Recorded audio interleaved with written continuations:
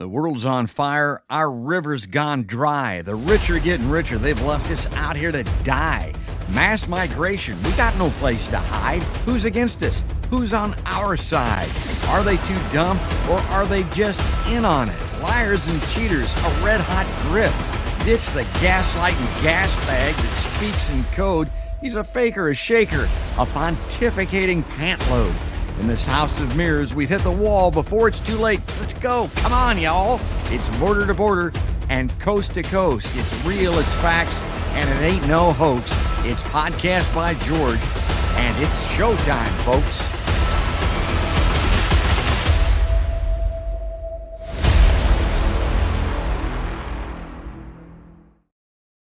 Hello, hi, how are you? Welcome on into another Podcast by George. We're back on the live line today. This is going to be a lot of fun. This is going to be great, folks. And we got a lot of stuff to get to. We got a hero of mine coming on the show. It's the great Suzanne Murphy. I mean, you've probably seen her commenting on my show live before. And who is she? Well, Suzanne Murphy is an activist. She's a truth teller, and she's admin of Truth Bomb Activists.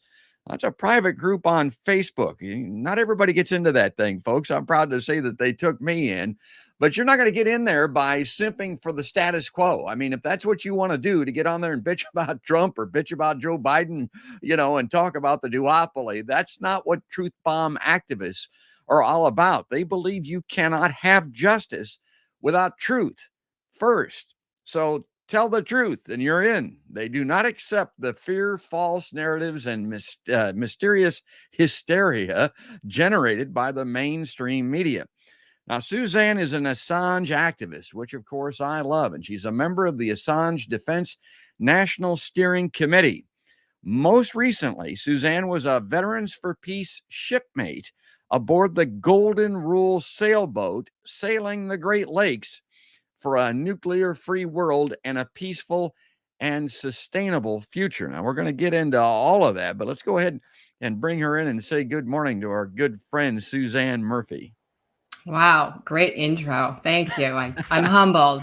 Don't know if I deserve this, but thank you. No, it's well-deserved. And I tell people on the show all the time, the reason being, you got talkers, and that's primarily what I am now. But then you got people that talk the talk and walk the walk. They do something. They're making an effort for the change that we so badly need to break free of this death grip that the status quo in this country has on so many. And speaking of that, death grip and status quo, I'm going to start with this. There's any number of ways I could start the show with an update on what's happening out there. But this kind of sums it up in a lot of ways. Watch this, folks. What are my thoughts about what? Running for re-election in 2026. That's Wait for it. Did you Wait hear the for question, Senator? Running for re-election in 2026? All right. This is one of the 100 most powerful people in the world. Look, watch.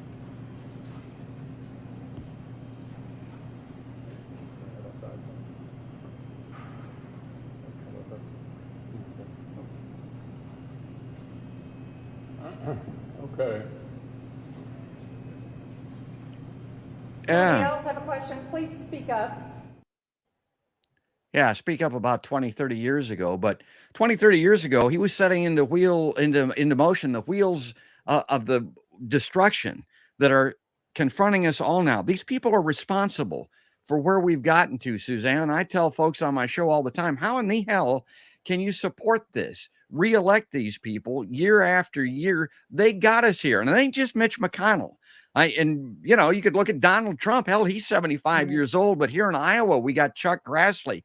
You got Dianne Feinstein out there looking like the Night of the Living Dead. You got Nancy Pelosi, who's become a multi-millionaires, enriching herself now in geriatric age out there. And, it just goes on and on. Yeah, it's bewildering. It's really bewildering. And I think it's a form of elder abuse. I mean, I don't think the Mitch McConnell, and I have no love for him, okay, but I don't think the Mitch McConnell of 10 years ago even would approve of his being put out in the public in the public realm like that. I mean, I'm embarrassed for him. I'm embarrassed for our country. It looks like exactly what it is. He's basically being used as far as I'm concerned. And I had the great Bill Astori on the show here recently, and here's the thumbnail for that. Go back and revisit it here. You can see the lineup here, but this is just a few of them. Are they too dumb? Are they in on it? Or are they just too old? And there's the turtlehead over there, Mitch McConnell. And Bill Astori put it in this context. Suzanne, he said that we're under the control of a gerontocracy in this country. And he said, where did that term come from? Well, it first came out of the Soviet Union. Everybody's running around here hating the Ruskies and the Russians. And, we've got this Russia phobia that's going back clear to World War I, for God's sake. Well, the Soviets under Brezhnev and those guys back in the 80s and 90s, they kind of looked like that. That's how old they were. And we use this to demean them. But my God, that's what we've become.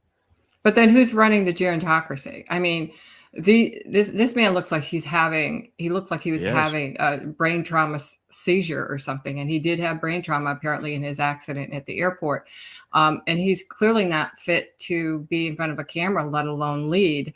So then the question, go upstream to the issue the way I always encourage bombers to do. So who's really running the gerontocracy?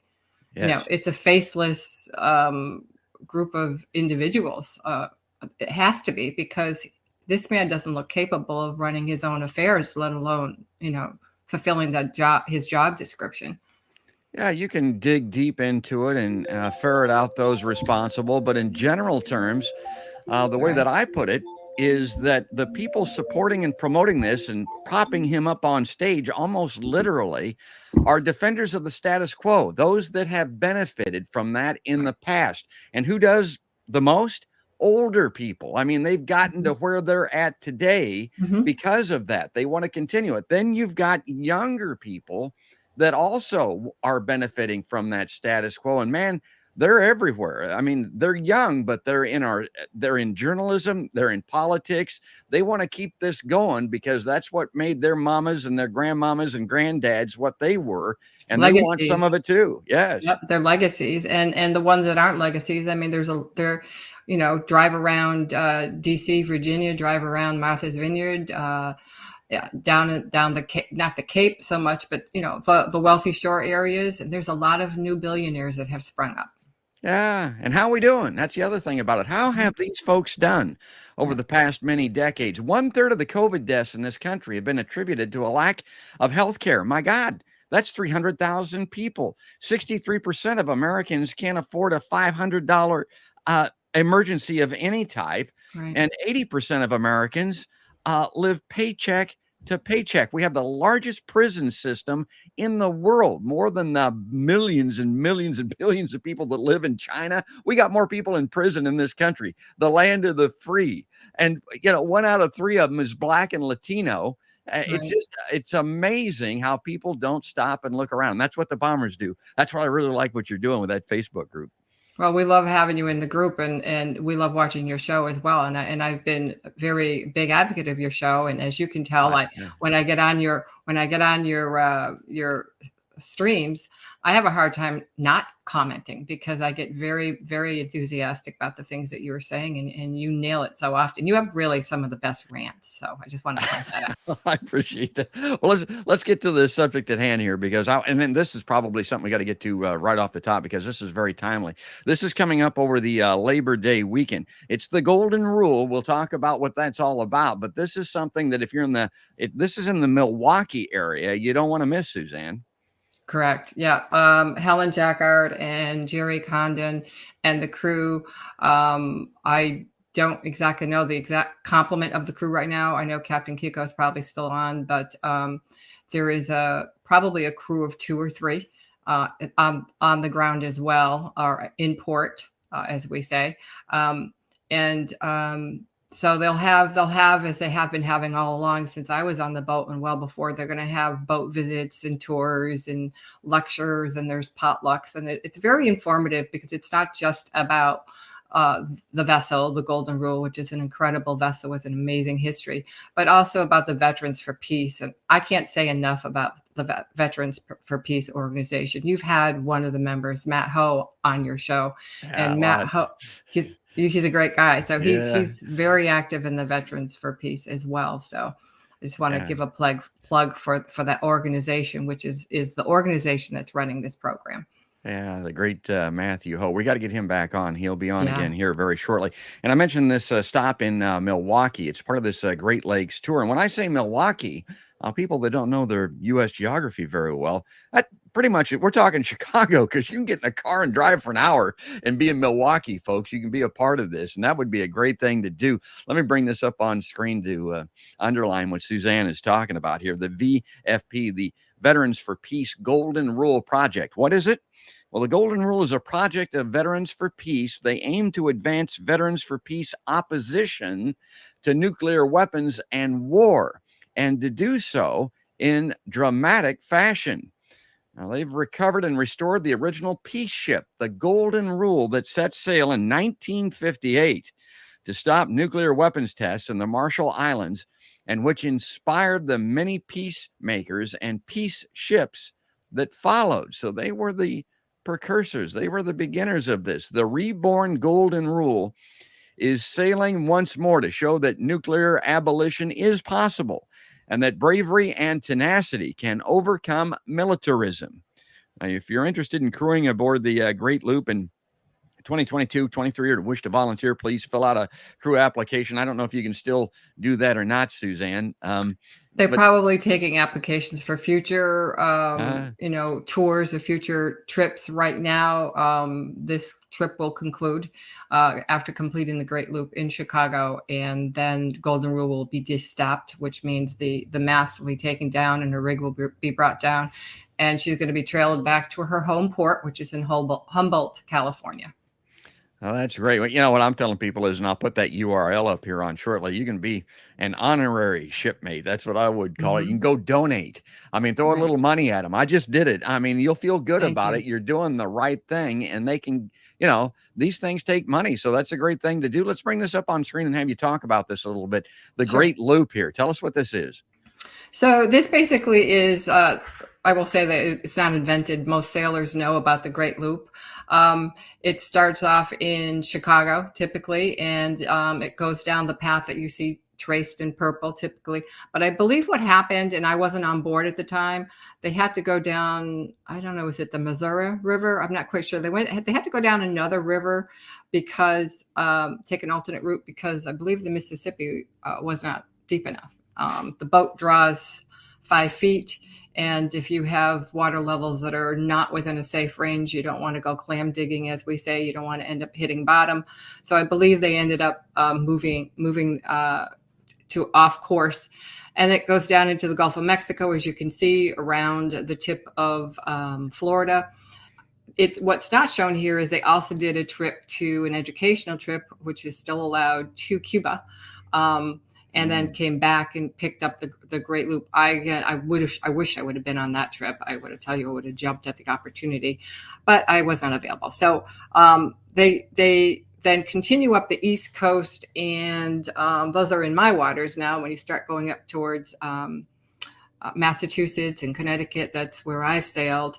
And they went all the way up to Bath, Maine, which produces nuclear powered or nuclear capable battleships. And they did a sail-bys and up there, went back down to the Hudson River in New York and up the Hudson, all the way up to Albany. They went through the lock system. You have to go through to get around Niagara Falls, because you don't want to go there. They have to go into, I believe it's Lake Ontario, or there's that part I'm a little hazy on, but it's up there on the map. I don't know if they actually went to Lake Ontario. I think they just went into the Canadian provinces and then come back down through Buffalo. Now, Buffalo is where I ended up joining the crew, and we sailed Lake Erie. I sailed Lake Erie all the way up to Detroit. And then I left. So I had 2 weeks, and it was work. I'm not going to downplay it. It's work. That's yeah. I talked about walking the walk. Well, that's sailing the sail or sailing. Okay, let me bring this up on the screen here and get this a Okay. little bigger to where we can look at it, because this is the part. This is what she was on, and this is this Great Lakes thing. And I got to tell you something. Looking at this, let me see if I can bring this up bigger here, make us a little smaller. If you look at the legend here, the nuclear hotspots, the buried nuclear stuff around I know, Suzanne, there are people that live on and around the Great Lakes that are not aware of this. I'm not up there, but I didn't know there was this much nuke crap around the Great Lakes. You must have already known this, but you got to see most of it, it sounds like. I didn't know as much as I know now, which is, again, one of the benefits of being on crew, being in the program. It was educational from the time I had hit the ground, really, in Buffalo until the day I left. And I continue to learn, and it's really an invitation to learn, which is what the Golden Rule Project is all about.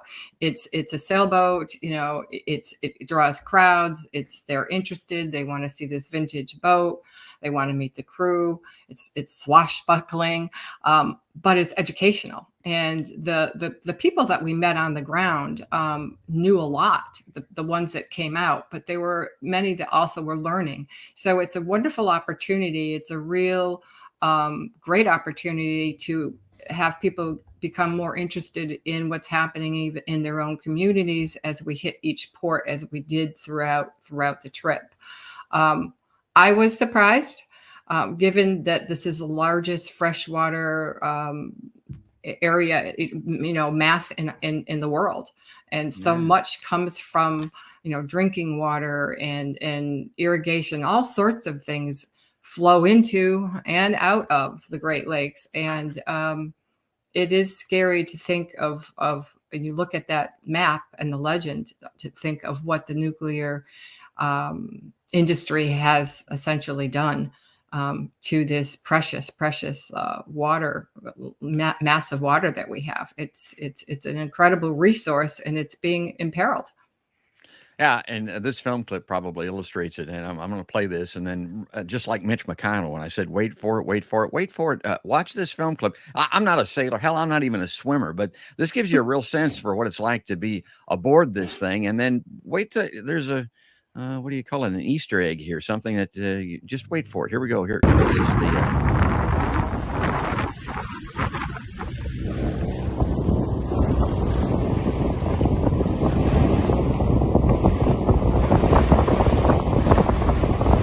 See that in the distance? There it is.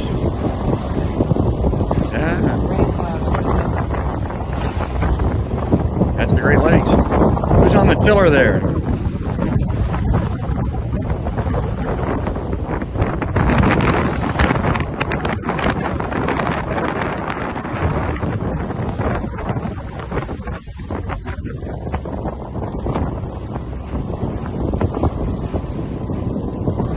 And there it is again. Yeah, so there you go. I mean, it just kind of pops up, but you're enjoying the lake there. And what is that? It's not a Yeah. smokestack, but whatever those things are, that nuclear power plant on the horizon there. And there's lots of them. Yeah, I passed two on Lake Erie, past the Perry nuclear power plant, which there were two reactors on. One of them, one was built, two reactors were built, only one is online. And then the next leg of our trip, we passed the Davis Bessie, both owned by First Energy Corporation, and both have very, very checkered and very, let's just say, not good compliance and regulation backgrounds. They have had all sorts of issues, as well as it's been a financial boondoggle for the citizens of Ohio. And I learned so much about what was done basically to the citizens of Ohio by this First Energy Corporation. And as a matter of fact, while I was on board the vessel, there was word was basically the householder, who was the, I believe, the head speaker of the House in Ohio, was actually sent away, I believe, to 20 years in prison for his role in the corruption. And basically what they did is they passed all the financial losses of these these reactors. Well, there's only two again that are online. Perry and Davis Bessie to the citizens of Ohio. And it was a real financial boondoggle on top of being environmentally and so many other ways being a very unsatisfactory and dangerous project. So where do you come down on this? Because I'll have environmentalists, even climate activists on my show that will tell you that we need these nuclear power plants. And matter of fact, we might need to build some more because of what's happening with the climate. But I kind of turn that around and say, you know, these 800 military bases that we have ringing the planet, protecting no one and making us more at risk for nuclear war and bombardment here in our own country. How about we decommission those? How about half of them? I bet if we got rid of half of those things, we wouldn't need to build any more nuclear power plants, and we probably could shut down some that exist. Do you agree with that? What's your take on it? Well, I certainly think that it's a faulty argument. It's missing something when you can be against, you're saying you're for the environment, and yet the military industrial complex is the worst polluter of all. Yes. And I want to know where those same voices were. Again, we're going off base, but when we're talking about Nord Stream, I didn't hear a peep out of so many of the environmentalists, and it was the worst, eco disaster we've ever had. But when it comes to nuclear energy, I always go back to the very first, when I was in my 20s, I was at the No Nukes rally in Battery City Park. And I remember the big issue then and still remains, what do you do about the nuclear waste? I mean, it's got a half-life of how many millions of years? And it's being stored in barrels and in containers and vessels designed to last maybe 50 years. So it's, what's the answer for that? When you can give me the answer for that, I'm going to be, I'll lean into it. I'll hear more of what they have to say to defend it. But that's one thing, the waste. But how about the fact that the Nuclear Regulatory Agency is so asleep at the switch. And if you learn again about Perry and the Davis Bessie plants in Ohio, you'd find out how many inspections they were able to delay or put off because they had told the citizens of Ohio, we're gonna deactivate these plants, we're gonna close them down because it's a losing financial proposition. They didn't. They just used that as an excuse not to have the inspections and have the regulations and the compliance standards imposed on them, because they don't impose them on deactivated on plants that are going to go offline permanently. So they got these waivers and these grace periods. So, and they're still operating because now they basically have new owners is what happened. So I look at that and it's like, it's not just whether there's storage of the waste, but also, when you're operating them, supposedly you're going to be held to strict standards of operating and inspections and all sorts of things. And when that doesn't happen, and we're left to trust corporations, that's not something I'm comfortable doing. But your point is well taken about our bases. I mean, we're putting all this energy into so many things outside our borders, and our infrastructure is crumbling, and we are not doing what we need to do to take care of our own country. Yeah, and it's part of that status quo. It's not working. It got us where we're at today. Why would you continue to do it? I mean, if you're standing in a corner pounding your head against the wall and it hurts, stop doing it. I mean, it's pretty basic stuff is the way that I look at it, for honest. Let me bring this up on screen here. These are some of the stops. This is, they're great photos of the Golden Rule here. This is on the Hudson River in New York City, sailing right by. See there on the left side, I don't know, battleship. I don't know if it's nuclear powered or not, but here's a call out to Joanne Sweeney, Art Roche, Holly Clements, and others protesting near the Kings Bay Trident nuclear submarine base. And, there's the Golden Rule in the background. Protesting these weapons of mass destruction. Suzanne, I've always said on the show that we live in a 2020 world. We'll be dead in 20 minutes, possibly, because of a nuclear strike. And I've always said, I believe it'll be by accident. And it could very well come from one of these damn submarines. And again, how is this keeping anyone safe? And all it is endangering all of our lives and the future of the planet. I don't know. It's profitable, right? Yeah. It's the military. I mean, that's our number one export is weaponry and war systems, and it's highly profitable. So yeah, in order to turn a super profitable quarter and to continue to do it, they live.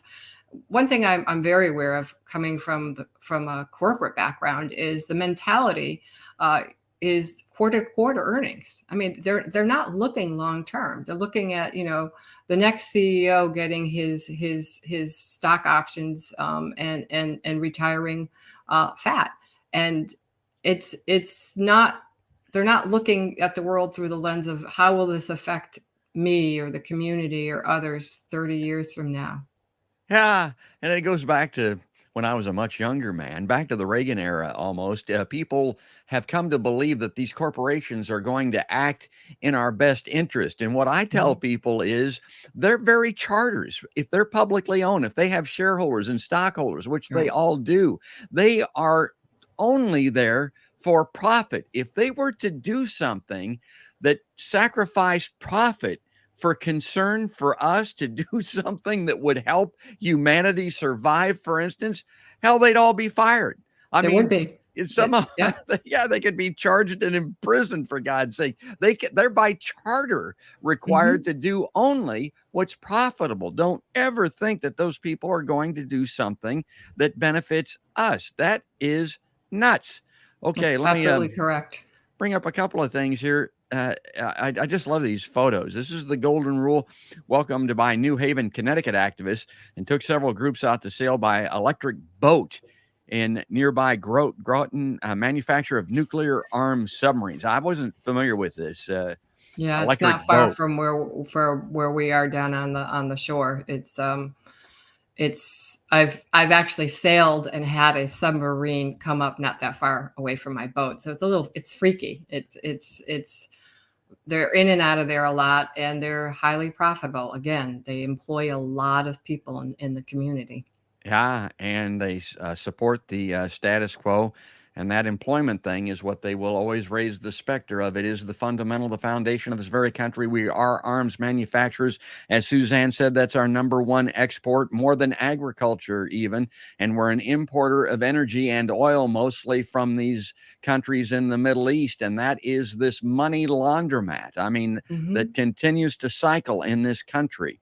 We sell the weapons. They take the weapons. They sell us the oil. They use U.S. currency for that transaction. It's all part of that petrodollar thing that you've heard about, but we digress. We'll come back to that another day. Here's the ship of peace sailing in protest of Bath Iron Works, makers of Right. nuclear capable warships. Talk about this one, Suzanne.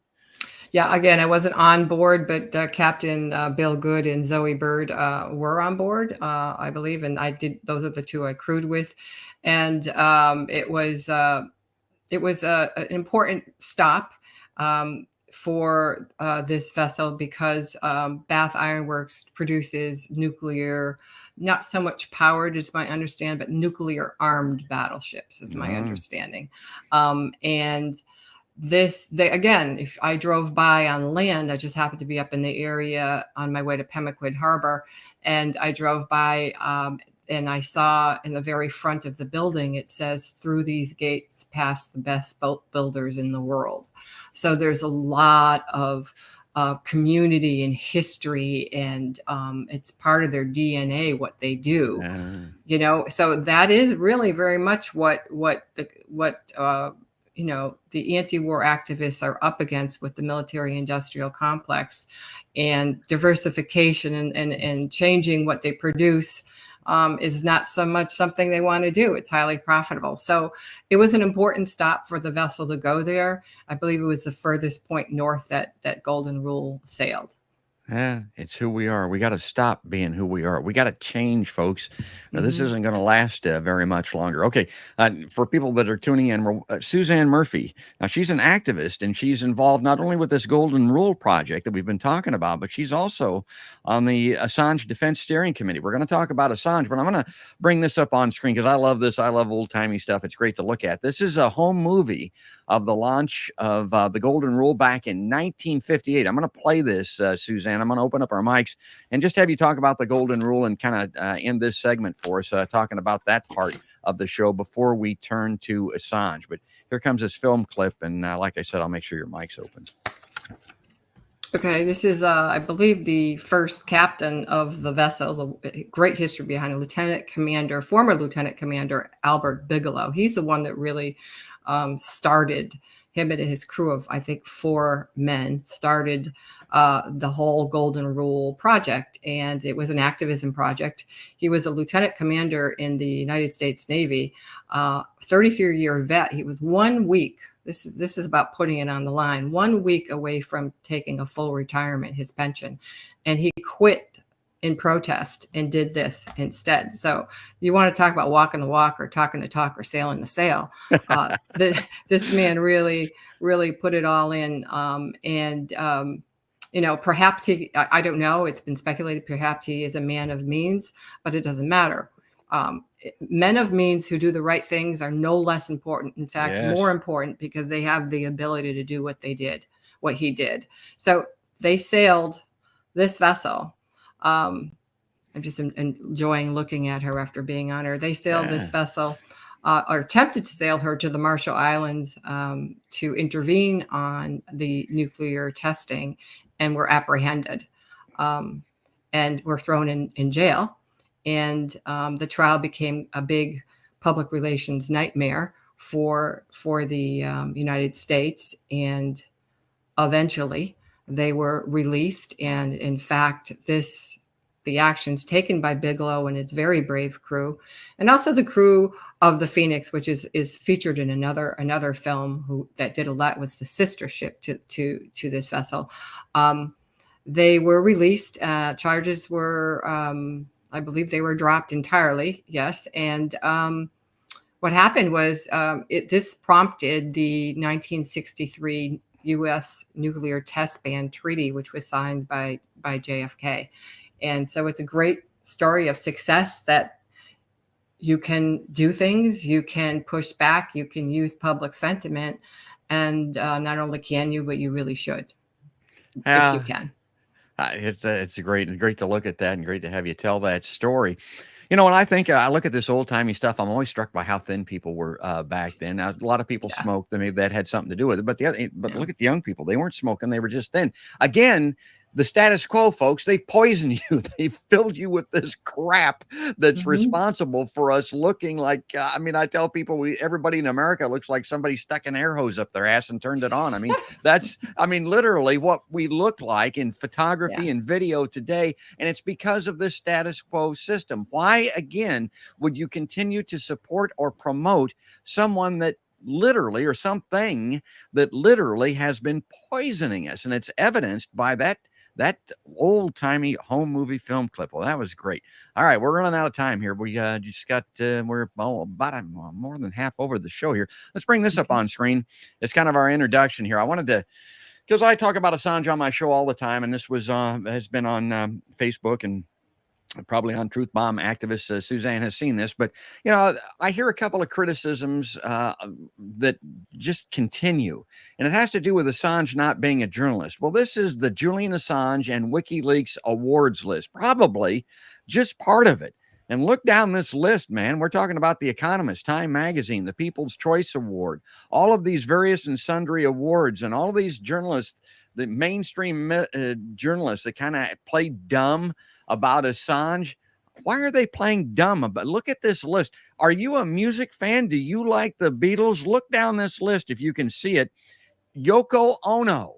And I was, I'm a big John Lennon fan. As an example, Lennon he'd be sailing with Suzanne if he was still alive. That's the kind of guy that he was. You can't tell me that he wouldn't be a Julian Assange advocate. So, if you like John Lennon and what he did, and Yoko Ono, just that list is part of it. Here's the other thing that I hear about all the time, because they throw this Me Too thing up on Assange. They want to talk about these discredited charges in Sweden about those rape allegations.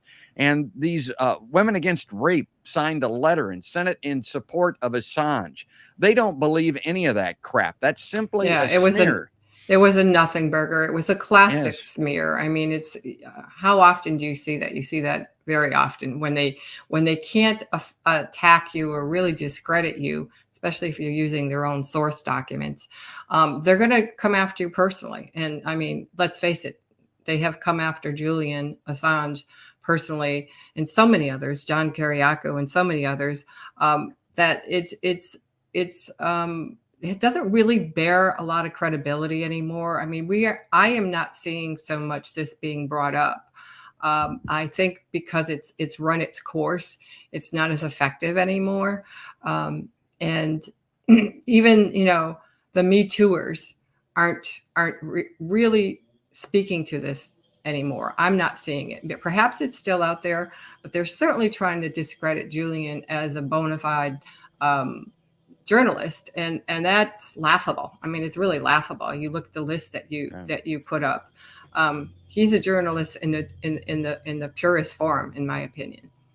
Yeah, he's the creme de la creme, is the way that I put it. He's at the top, at the thing that we would all like to be able to do, which is to expose war crimes by our government. I mean, right on down to the guy that reports on the local city council. They're all valuable, but it all starts that way. And if you censor him, if you imprison him, if you're able to do what this country did to Julian Assange and WikiLeaks, hello, Kansas. Did you see that news recently where the local gendarmes, too dumb or are they in on it, walked in and took the laptops and files from a local newspaper? You look at that and say, well, how the hell did they ever think that they could do that? Well, it's like the SS. It's like the SS. Yes, that's what the owner said. The 98-year-old woman, she said it was like Hitler. She was old enough to remember Hitler, for God's sake. I mean, that's exactly right. That's the way that it was.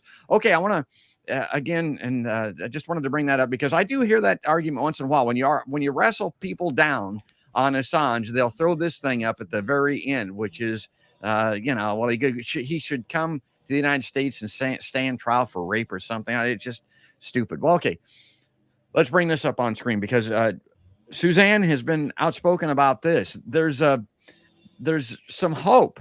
And it's coming from Julian's family and from Suzanne and his supporters that maybe Australia is going to be able to do something to help him because the United States wants to partner more on its war making. And this is from The Guardian. Julian Assange, U.S. rejects Australia's calls to end pursuit of WikiLeaks founder during these OSMIN talks. Ministers meeting focused on military cooperation and agreed to increase tempo of U.S. nuclear-powered submarines to Australia. And so let's get into that a little bit. I wanted to talk about these guys, Suzanne. These people are notorious in our world, certainly. Antony Blinken, there on the left, and Lloyd Austin, the current Secretary of Defense. Now, Blinken is the Secretary of State, which is laughable. And again, people don't stop to think about the status quo, who we are. This guy is going on weapons negotiations trips. He's not going to do diplomacy. He has no record of diplomacy. He is a weapons salesperson. That's what he was doing with Australia. And that's what this article is all about. I want to get into this a little bit because people just don't understand this. They don't. Lloyd Austin, by the way, as you know, was former CEO of Raytheon. So, He's part of the laundromat, folks, that we talked about earlier. Now, this is from Wikipedia. I'm not a huge fan of Wikipedia, but this is the way that they described Antony John Blinken. He's an American government official and diplomat serving since January 26, 2021 as the 71st United States Secretary of State, as I mentioned, which is laughable. He previously served as Deputy National Secretary Advisor from 2013 to 2015 and Deputy Secretary of State from 2015 to 2017 under President Barack Obama. During the Clinton administration, Blinken served in the State Department and in senior positions in the National Security Council from 1994 to 2001. He was a senior fellow at the Center for Strategic and International Studies from 2001 to 2002. Okay, I want to bring Suzanne back in here because of what I highlighted here. Now, Blinken advocated for the 2003 invasion of Iraq. Why is that significant? It is the biggest diplomatic failure in the history of the United States. 1 million people are dead and in the ground, innocent civilians in Iraq, because this guy was wrong. And look at that history that I just read back about how he has progressed and become the U.S. Secretary of State. Suzanne, Well, if that isn't Madeleine Albright said that was okay. It was yeah, worth it, if you recall. yeah, the dead children is what she Right. was talking about. Was worth it. Yeah, it was Mhm. worth it. My God, anybody. I was standing in the street with a sign in opposition of this thing in 2003. So was my wife. I know Suzanne was opposed to it. We would make better candidates for Secretary of State. Why? Because we were wrong. Do you use the Yeah. or we were right? I mean, it's like using the racing form when you go to the horse Yeah. track. Look who was correct. This guy was dead ass wrong, and he is the current Secretary of State. Now, Along with Lloyd Austin, who's a weapons manufacturer. yeah, from you know, Raytheon. from Raytheon. I mean, revolving wow, door. how qualified can that? I mean, that's really super qualified. Yeah, he's using the bombs that he was the CEO of, and he'll go Right. back there whenever this revolving door spins again. Guess where that guy's going? Well, that kind of takes us to the private sector. Now, this is what you were talking about, how profitable this all is. Blinken co-founded West Exec Advisors, a political strategy advising firm. Their clients include the defense industry, private equity firms, and hedge funds. I think these guys made a lot of drones and stuff like this. In an interview with The Intercept, this bottom paragraph says he was described by the West exec's role as facilitating relationships between Silicon Valley firms and the Department of Defense and law enforcement. Not surprising. Yeah, tied to the Kissinger associates also. This, again, is our chief head diplomat. All the right credentials if you want to wage war. Pine Island Capital Partners, Blinken, as well as other Biden transition team members, Flournoy, former Pentagon advisor, and Lloyd Austin, Secretary of Defense, are partners of a private equity firm, Pine Island Capital Partners, a strategic partner of West Exec. So I don't know. These guys are up to their necks in blood and weaponry, and they're going over to Australia, to get back to where we started here, to talk about this deal. But Assange, a lot of people don't even know this, Suzanne. He's Australian. He's charged with espionage in the United States, a country that he's not a citizen of, that he never even officed in, basically. Right. But tell us how you see a connection here and how this might work to his benefit with Australia and the United States. Well, as many may have already seen, the interview that Glenn Greenwald did with John Shipton really articulates that well. And I shared that pretty widely myself. And basically, when you open with that first slide or that first picture saying that U.S. rejects, request to release Assange during the Osman talks. I would have anticipated that, and it's a headline, but we have to look at the headlines in context, because there is no way that Secretary of State Blinken or the United States, in the context of the Osman negotiation, are they going to make that direct? Would they say they would agree to that directly in that context? Because it's not really, in their opinion, it would be, I'm guessing, the appropriate. It's too direct. It's too obvious. It didn't. At no point did Blinken say, and I read very much his response and what that article said. George, you and I talk often about semantics being everything. So yes. I drilled down on that, as well as other articles that ran. And at no time did Blinken say, or the United States say, we won't strike a deal. We reject this entirely. We're gonna put him in prison for 175 years. We're going full speed ahead. And in fact, as John Shipton alluded to in his interview with Glenn Greenwald, there was, in fact, a recommendation by the DOJ, so by Merrick Garland, who has the sole authority on this as far as whether to pursue charges, to review the case, Julian's case now, in light of its impact on the First Amendment and how that would impact the United States and for the good of our society. Something along those terminology is what was articulated by John Shipton. And if that isn't the case true, and there's no reason to believe that it wouldn't be. It's a positive. Is it a release? No. Are they saying that it's going to happen today? No. However, I believe what Australia needs to do, and I think they are doing, because 88% of those polled in Australia, in that country, want Julian home. They want him released, and they want charges dropped. That's a pretty compelling demographic there. And Anthony Albanese, who is the prime minister, understands that. There is no way he does not understand that. In fact, he ran on a very, very much a free Assange campaign when he was elected. And he's been under a lot of harsh criticism for not having acted more powerfully. So there's a perception that he is not empowered, that he is a puppet of Australia, of the United States. This is not playing well for his Osman negotiations with the U.S. So I believe that there is something to be leveraged, as John Shipton has said. There is something to be leveraged in negotiating sidebar, and behind the scenes, as Carolyn Kennedy was involved, to have Julian sent home and to be released. That it gives some leverage to Albanese, but also it gives him, if he succeeds in doing it, it would certainly give him some gravitas, or the perception of having gravitas and some standing and some being empowered as prime minister in the negotiations with the United States on the Osman deal. It's politically would enhance his position.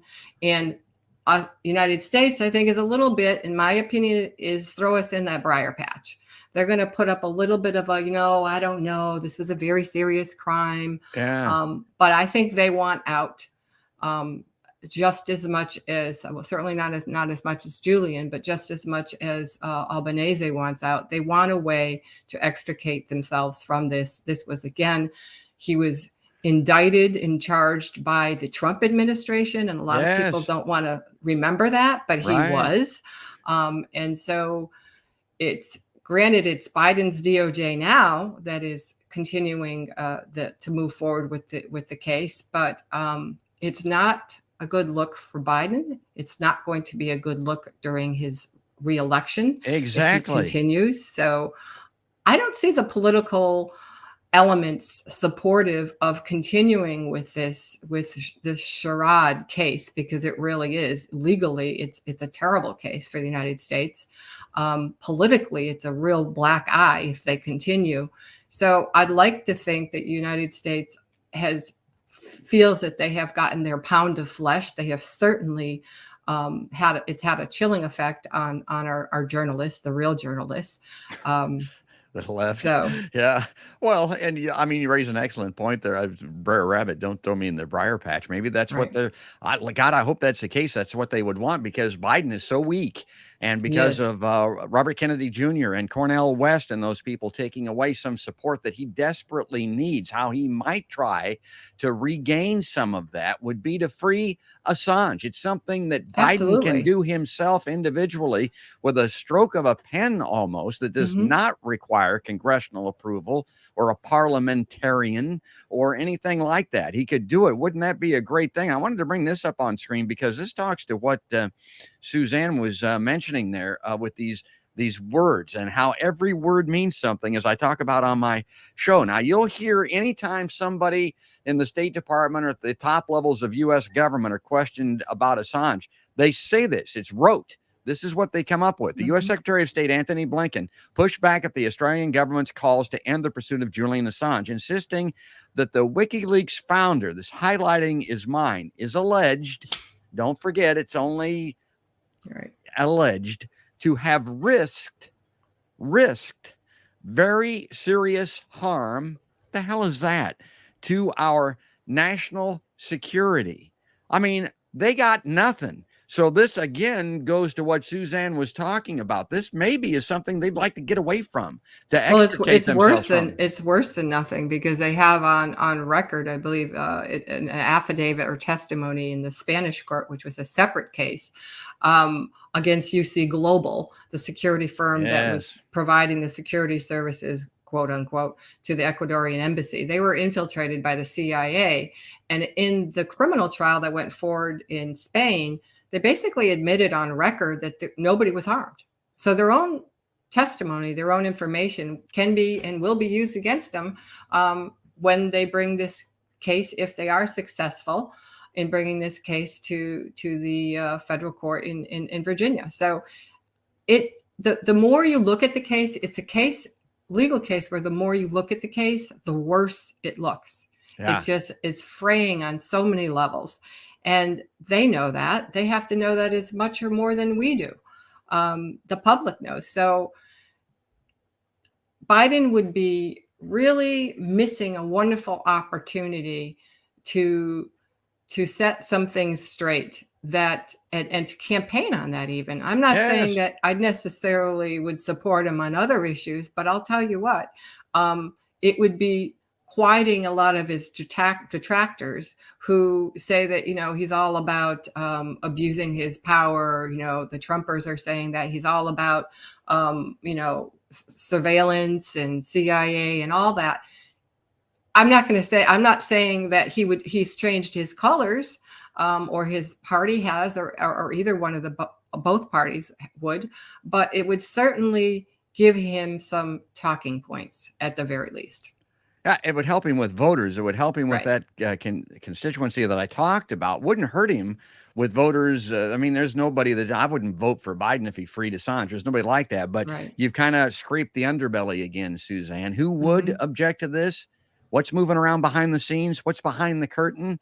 The military-industrial complex, the spook state. They're deathly opposed to this. They want Julian Assange's head on a stake because he threatens their very existence. He exposes them. He made them look like what they are. Nobody talks about that angle, but that's, you look at this and you think, my God, why wouldn't Biden do this? Well, that's why. And so, well, he definitely would have to push back on that. But I also do think, and you and I have talked about it online, I believe, on Facebook. I also believe there's an element, again, this comes from more my business background, but it's a business. The military industrial complex, they're not passionate about democracy. They're not passionate about defending somebody's freedoms or rights in another nation. It's a business decision. It's about the bottom line. And the bottom line is this: it's way more profitable to release Julian Assange from what it looks like and use him as a negotiating pawn, as they've got their pound of flesh from him. How they feel emotionally about it, it's not an element. It's not on the bottom line. There's not a expense item for that. But it's in terms of how they feel about using him as a pawn. Again, I believe it's going to be the final insult that he may gain his freedom if, in fact, they release him because they want to gain favor and have the likelihood of completing their Osman deal with Australia. That's really the bigger prize on the table than Julian at this point. Any national or alleged national security interests that were harmed, that's long gone. He has been almost 10 years in captivity, one way or the other. So they've got their pound of flesh from him, short of killing him, which would not look good, which apparently they had considered. I don't think there's a lot more left on the Assange persecution for them that's positive. And I think the military industrial complex would much rather have and expand a new market focused on Taiwan and further hegemony and interests with China. So that's a newer revenue pipeline for them. And it seems to me, and again, this is from my perspective, I'm not speaking in any official capacity, but it seems to me that profit motive will trump their desire or emotions around how they feel about Julian Assange, or even embarrassment, because they were embarrassed as well. It's a briar patch. Suzanne, you're a wordsmith. That's great. That's the way I'm going to think about this thing in the future.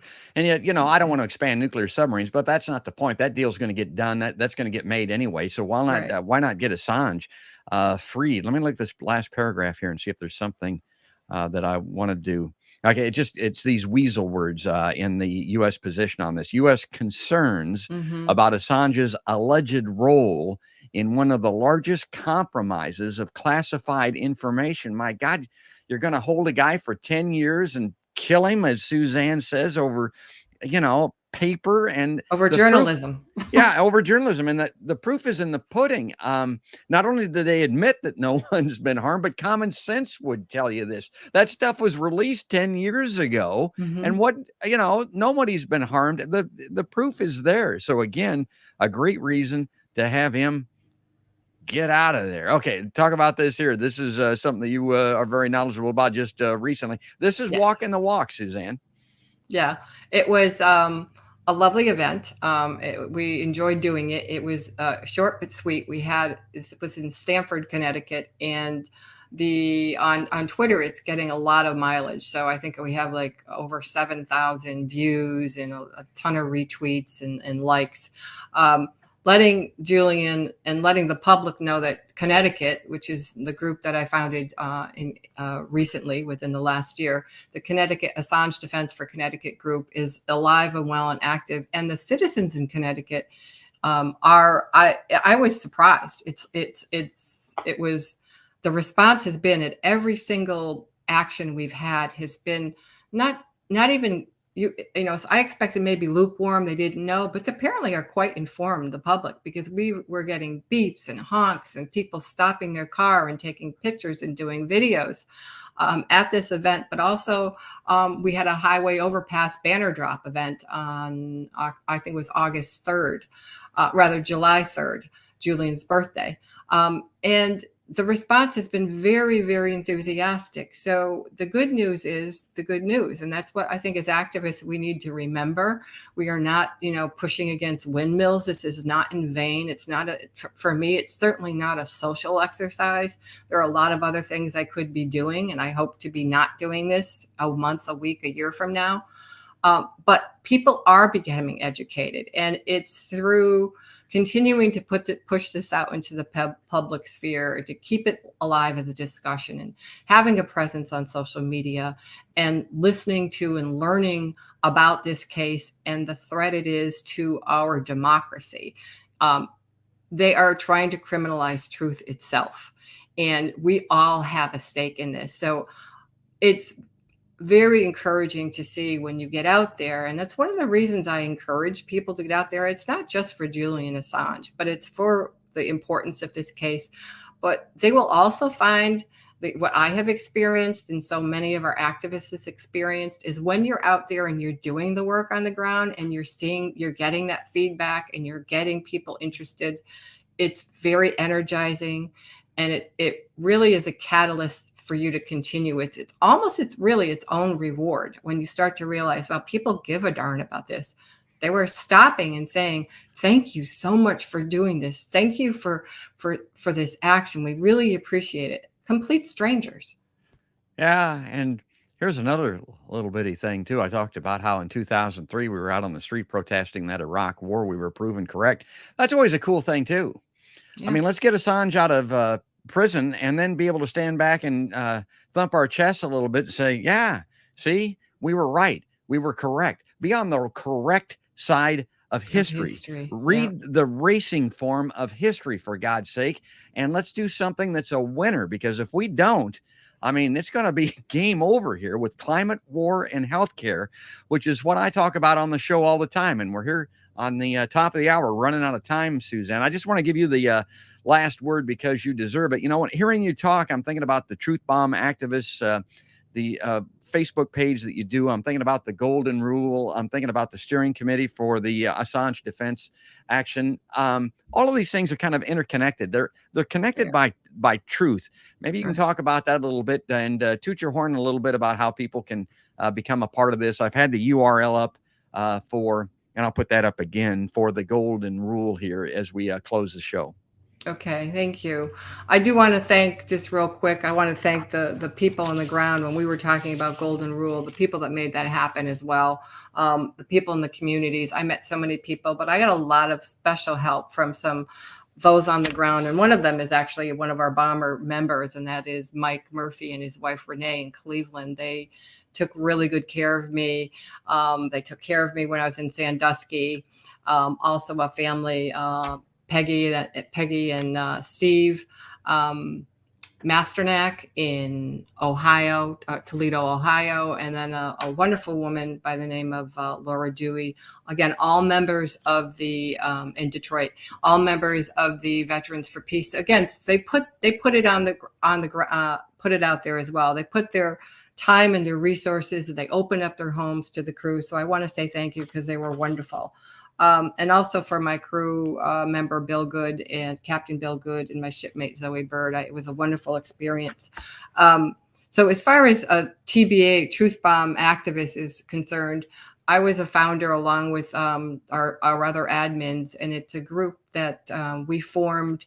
And you described it really well. It's a private group. We call it a micro group. We never wanted to be the biggest group. We never wanted to be anything but really curators of truthful information. You have to be respectful. You can't attack other members. We are not a memes factory. We discourage them because they're really the kind of bombastic, and it's like throwing in a conversational grenade. Even if I might agree with it, we're very limited on allowing those in. But it's really a news feed, informational and information sharing and conversational when we have our live feeds and others conversational group. And I couldn't be prouder of it. Ginger Liberty and Chris Harold Collins are also the moderators or admins in the group. And we have just a really great group. And we were really happy that you joined us, George, and Mary Knox and others. Fantastic people in that group. Well, I'm glad to have you as a friend of Podcast by George. Go get them. This has been great. We'll circle back again because what you're doing is all important. I mean, everything could depend on actions like this. Suzanne Murphy, thanks Thank again for you. coming on the Podcast by George live line. Thank you. And folks, if you like this, if you like seeing shows like this and seeing people that are walking the walk, like the great Suzanne Murphy, as I call her, go to podcastbygeorge.com and sign up for free so that you're notified when these live streams are released, when the videos come out on Facebook and YouTube. If you follow us on Facebook and subscribe on YouTube, and don't mess around on the platforms trying to find us because that's not easy. Go to podcastbygeorge.com, click on the icon. It'll take you right there and you can sign up that way. Also, if you just like getting the audio, because this show today was right at an hour long. If you just like to hear us while you're out, running around and doing your jogging, your trips, driving, whatever the case might be, riding your bicycle, go to podcastbygeorge.com and sign up for iTunes or Spotify or the iHeart Radio app or even Amazon Music, places like that where the audio is repurposed. But that is going to do it, folks. That's going to wrap it up. That's all there is, and there ain't no more. That's another podcast by George.